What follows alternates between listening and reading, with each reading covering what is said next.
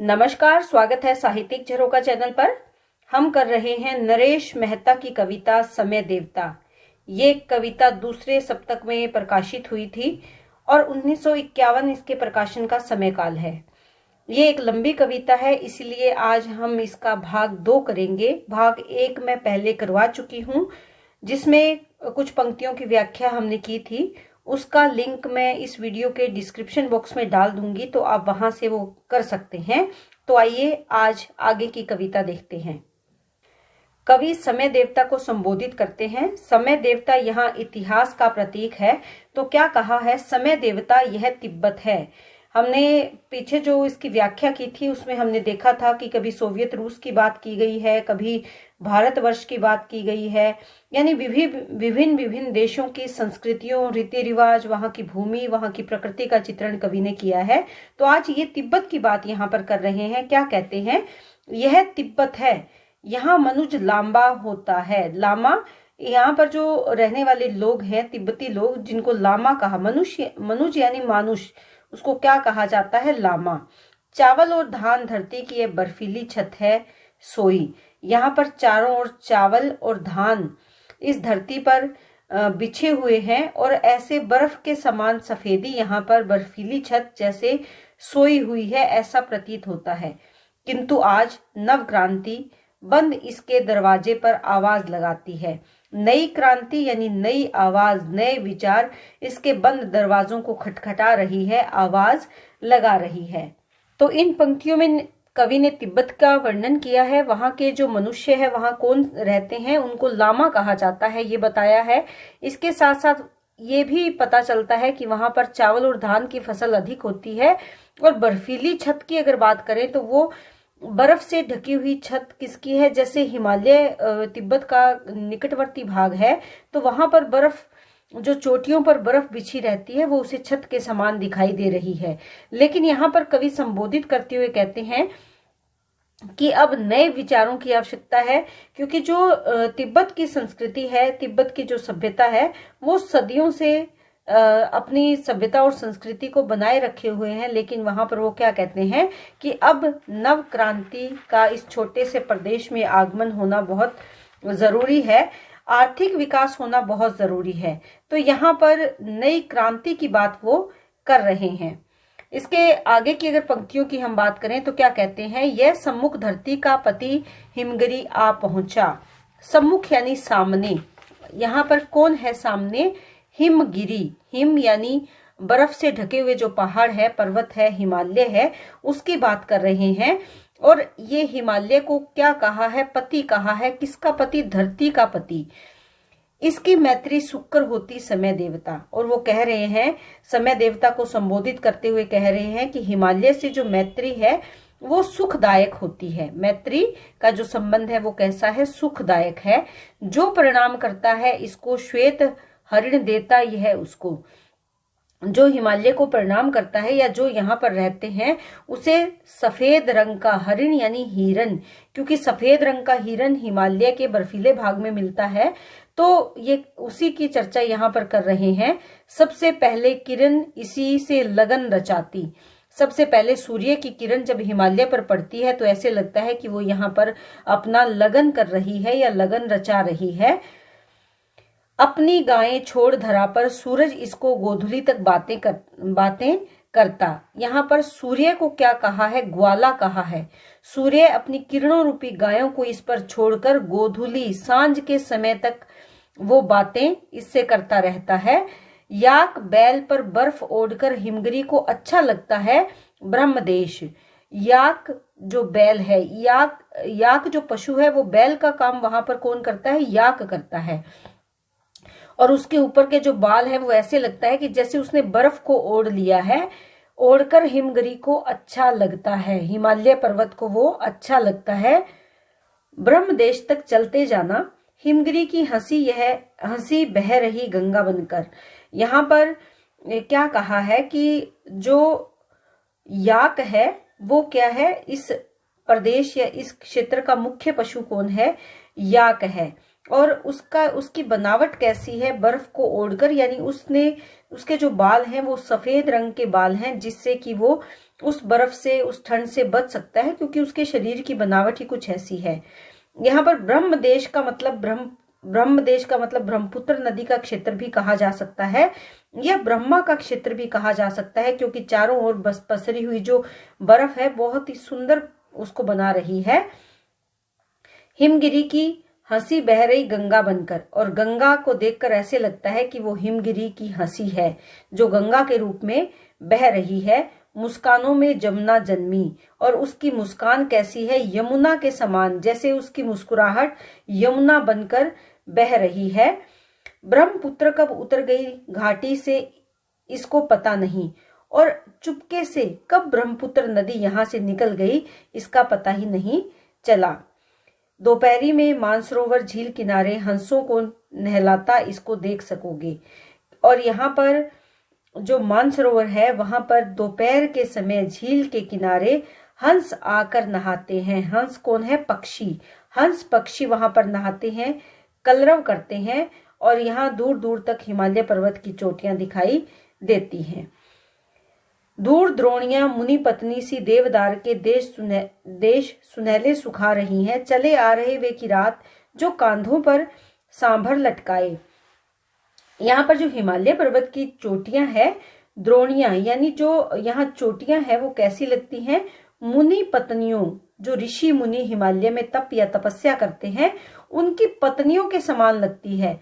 और देवदार के केश सुनहले, यहाँ देश नहीं आएगा, केश, केश यानी बाल, कि देवदार रूपी जो केश है वो सुनहरे रंग के उनको सुखा रही है, क्योंकि उस पर देवदार के पेड़ों पर जब सुनहरी किरणें पड़ती हैं तो उसमें एक अलग चमक आ जाती है। तो ऐसे लगता है कि जो पहाड़ी चोटियां हैं वो मुनि की पत्नियों के समान है, और देवदार के लंबे लंबे जो पेड़ हैं वो उनके सुनहरे बालों के समान है जिनको वो सुखा रही है। और यहाँ पर जो किरात लोग रहते हैं वो लोग कांधों पर सांभर लटकाए। सांभर क्या है? पशु है। सांभर पशु जो वहां पहाड़ी क्षेत्र में होता है, तो लगता है वो बलशाली माने गए हैं, और सांभर को अपने मजबूत कंधों पर उनका शिकार करके लटकाए हुए चले आते हैं। कहते हैं हिमगिरी विवाह में इनके मीठे गीत सुनाए। और कहा जाता है कि हिमगिरी विवाह यानी शिव और पार्वती का विवाह। हिमगिरी विवाह कौन सा विवाह है? जो शिव और पार्वती का विवाह है, उस विवाह में इन्होंने मीठे और मधुर गीत भी सुनाए थे। यह केसर सूरज की धरती भरत भूमि, भरत भूमि यानी राजा भरत की भूमि भारत। और यहाँ क्या है? केसर की फसल होती है और सूर्य की किरणें आकर उसे पल्लवित और पुष्पित करती हैं, तो ये केसर और सूरज की धरती है। यहाँ के राजा भरत बहुत प्रतापी और वीर थे, उनकी यह भूमि है। यह स्वर्ण धूल में मंत्र पाठ सी करती लगती। स्वर्ण धूल, सुनहरे रंग की जो धूल है उसमें मंत्रों का उच्चारण करते हुए दिखाई देती है। वे संथाली गीत असम के जंगल गाते। संथाली भाषा में जो असम के जंगलों में गीत गाए जाते हैं वो भी बहुत ही मधुर हैं। बंग देश की बंसी को वह अंडमान सुनता आया है। बंग देश यानी बंगाल में बजने वाली बंसी की ध्वनि को अंडमान जो द्वीप है वो सदियों से सुनता चला आया है। गोदावरी का गीत उठ रहा और त्रिवेंद्रम के कूलों पर खिली पड़ रही वह धीवर की बंसी। गोदावरी नदी का जो गीत है वो भी उसकी कलकल एक गीत के समान सुनाई देती है। और त्रिवेंद्रम के तट पर धीवर क्या होता है? नाविक, नाव चलाने वाले जो मछुआरे हैं उनकी कूल यानी किनारे पर उनकी बंसी की आवाज सुनाई दे रही है या बंसी बजते हुए सुनाई दे रही है।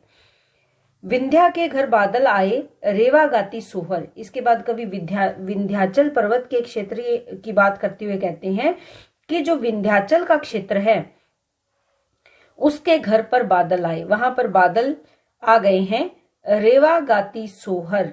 और जो रेवा प्रदेश है वो क्या गा रहे हैं? सोहर गान कर रहे हैं।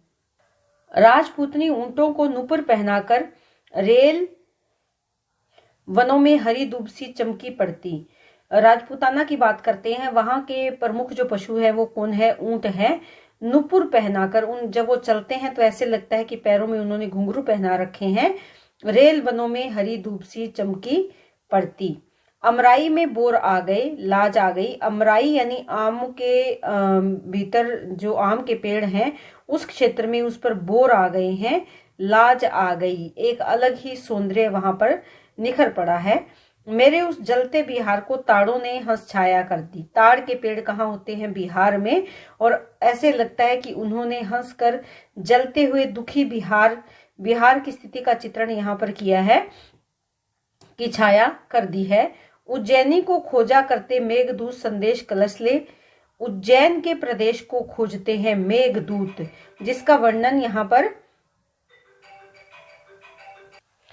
समय देवता वही अजंता जिसकी पत्थर की पलकों में अभी तलक भी एक आंख में भोग एक में मुक्ति योग के सपने हंसते। अजंता और अलोरा की जो गुफाएं हैं वहां पर पत्थर की बहुत सुंदर कलाकारी देखी जा सकती है और वो कलाकारी भोग और योग दोनों का मिश्रण वहां देखा जा सकता है, उसका चित्रण किया गया है। वह इमली का देश जहां कावेरी को लहर चूड़ियां सिंधु पहनाता। कावेरी नदी के आसपास का क्षेत्र जहां पर इमली बहुतायत में होती है और ऐसे लगता है कि सिंधु जो सागर है उसके साथ जब उसकी लहरें टकराती है तो वो खनक कैसी है, जैसे चूड़ियों की खनक होती है। तो ऐसे लगता है कि सिंधु सागर उस कावेरी नदी को चूड़ियां पहना रहा है। अंतरीप पर बैठी पत्नी पार्वती वह ज्वार मृदंग बजा रही है। और ऐसे लगता है अंतरीप यानी किनारे पर बैठी पत्नी क्या बजा रही है? मृदंग बजा रही है। ज्वार जो वहां से उठने वाली लहरें हैं कि वो मृदंग बजा रही है।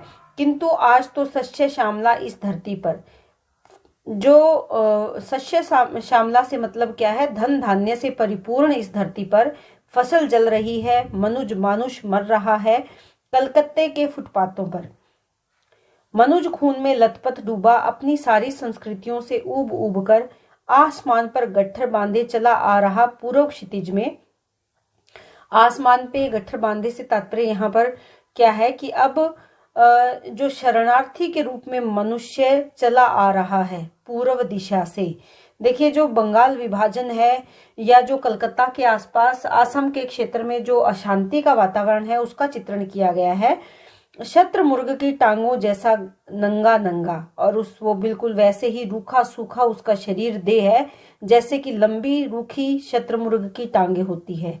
धर्म घृणा की इस ज्वाला में जले भुने वे देव स्वर्ग में मनुज धरा पर आज मात्र शरणार्थी बन गए कि इस धर्म की धरती पर और इसी धरती पर धर्म की घृणा के परिणाम स्वरूप जल भुनकर देव स्वर्ग में अभी जो मनुष्य है मानुष है वो इस धरती पर केवल शरणार्थी बनकर रह गया है। क्यों? क्योंकि यहाँ पर धर्म की विषमता की जो ज्वाला है वो लगातार जल रही है और वही यहाँ की सहिष्णुता और संस्कृति को जला रही है। लगी हुई है आग आज आसाम वनों में, आसाम के क्षेत्रों में भी आज यही आग फैल गई है। सदियों से जो बंद पड़े थे बर्फ और हिम के दरवाजे नई हवा के भूकंपों में कांप रहे हैं, टूट रहे हैं। सदियों से जो बंद पड़े थे अर्थात सदियों से जो आग दबी हुई थी वो अब ज्वाला बनकर जलने लगी है। अब नई हवा के भूकंपों में कांप रहे हैं अर्थात नया समय आ गया है, नव निर्माण का समय आ गया है, बदलाव का समय आ गया है और अब वो पुरानी संस्कृति पुरानी परंपराएं अब कांप रही है। भूकंप जो विचारों का तहस नहस है या जो धर्म के नाम पर तहस नहस हो रहा है उससे उस नई हवा से पुरानी संस्कृतियां पुरानी परंपराएं कांप रही है, टूट रही है। आगे क्या कहते हैं? नव निर्माण तुझे करना है, नहीं चाहिए जीर्ण पुरातन। बासी लहरों से सरिता का कभी नहीं श्रृंगार हुआ है। जीर्ण पूज्य है वर्तमान मेरी बाहें है, मैं भावी की नींव धर रहा। क्या कहते हैं? नव निर्माण तुम्हें करना है, संबोधन कर रहे हैं कि अब तुम्हें नया निर्माण करना है। नहीं चाहिए हमें जीर्ण शीर्ण जो प्राचीन विचारधाराएं हैं, जो जर्जर हो चुकी विचारधाराएं हैं वो हमें नहीं चाहिए। बासी लहरों से सरिता का कभी श्रृंगार नहीं हुआ है, यानी जो बासी या जो लहरें रुक गई है, थम गई है, उससे नदी का श्रृंगार नहीं होता। नदी का रूप क्या है?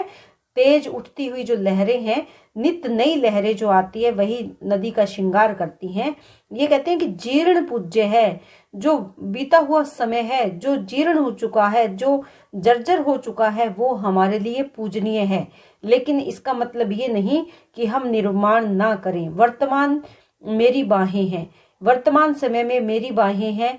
मैं भविष्य की नींव, भावी की नींव, भावी यानी भविष्य की नींव रखने वाला हूं। और मनुष्य को ऐसा ही सोचना चाहिए, ऐसा ही विचार करना चाहिए कि हम प्राचीन परंपराओं से जुड़े रहकर भी नव निर्माण की कोशिश करें, नव निर्माण की कल्पना करें।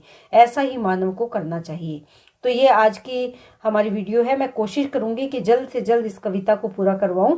इसी के साथ बहुत बहुत धन्यवाद। इसी तरह चैनल से जुड़े रहें, लाइक शेयर सब्सक्राइब जरूर करें।